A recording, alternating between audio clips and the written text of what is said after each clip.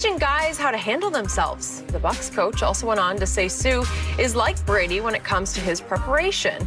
So Shannon, I start with you. Suh used to be really one of the biggest villains in football here. Are you surprised by this transformation? I'm not surprised, Skip, and he realized that being a villain cost was very expensive. Doing some of the things that he was doing on the football field. Yeah. I think, Skip, what happened is that people mature. You should not be the same person today as you were 5, 10 years ago. And I think he has a family now. I had him on my podcast about a year ago after he won the Super Bowl, Skip, and he was talking about how he has a family and how, was married and having a child on the way. And, the way he approaches the game. And he's like, I say, well, what's Tom like? And he says, here's a guy that just comes in. He does his job. He speaks to everybody. He says, no different than me. I come in, I do my job, I take care of my body. I know what's expected of me, and I go do that job. Skip, people don't, people just look at him now, bounced around. He was at the Rams last year, spent some time in Miami.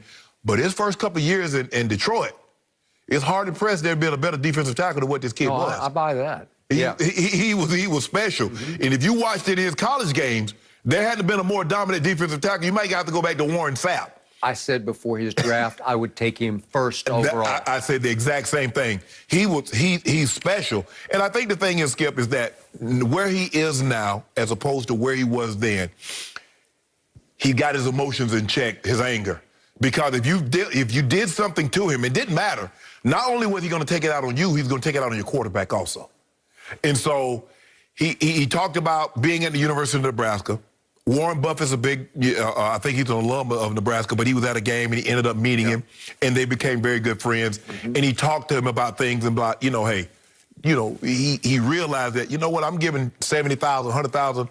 I can take this money and I can invest it. And he speaks about generational wealth and not doing foolish things that's going to put that in jeopardy. And so for me, I just think he's matured. I think he's grown up. He's at a different place in his life, and we should mature. We shouldn't be the same people today as we were 5, 6 years, 10 years ago. And in him, Skip, he comes with credentials. He's a defensive rookie of the year. He's been an all-pro player. He's been to multiple Pro Bowls. He's one of the most accomplished. JPP also had won a Super Bowl, but he's one of the more accomplished players on that defense. And so for me, I just think the thing, he's been there, he's done that. He's been a very good player. He's not the same player that he once was when he was in Detroit, but he's still a damn good player. Now, don't underestimate him. You saw him in the Super Bowl. Yep. Don't underestimate him and think he can't still play.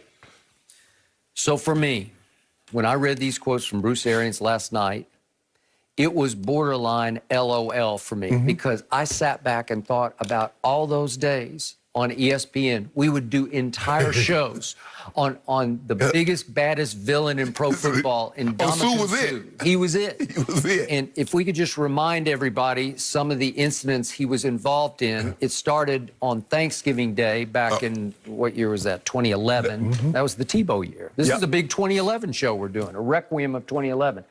That's that. Evan Dietrich Smith. Yep. He's the offensive lineman, and he gets up and, oof. That cost him, right?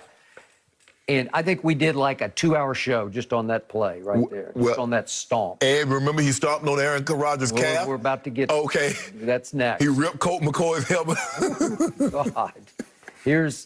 Are we about to get to Aaron Rodgers? Here we go. Just stepped on. Just gave him a little step there. That cost him, right? And then there was a Ryan Fitzpatrick play. Do you remember this, where he sort of kicked him in the head? I think it's maybe more than sort of. I think he just kicked him in the head.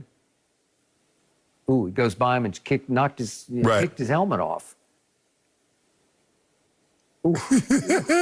And that cost him some more money. Okay, so he cost himself a lot of money, but he was seen as the biggest, baddest man in pro football. And if you had told me back in those days that he would turn into this. That a coach would say about him at some point in his career, he's teaching guys how to handle themselves, you would have been laughed out of town, right? Absolutely. It would have been straight Saturday Night Live skit, like right? You're right. Yeah, like right. He has become a leader of the Tampa Bay Buccaneers defense. So I'm going to say it one more time. You cannot tell me this is not the Tom Brady effect, where Brady walked in, changed the whole culture. I kept telling you he's going to turn into Tampa Bay, Right? The Patriot way in Tampa Bay. And Sue looked at Brady and said, "That, so that's how he does it. I could do that, Right? Because he's a good guy. I've been around him in my days at ESPN. He's a good man at heart. You can just tell by talking to him." Skip, the thing is that when I did the podcast with him, the way he talks, he's soft-spoken, right? But the way he plays, he's old school Deacon Jones, where they rip your head, anything goes. Yeah. And when I'm like, I'm like, how does this?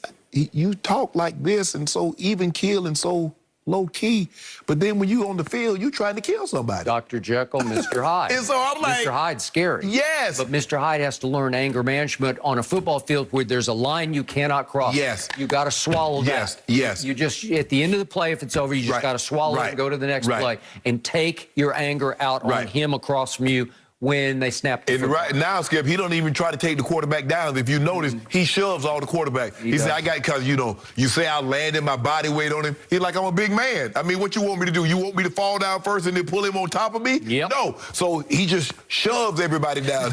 Well, Patrick Mahomes says it feels the same to me.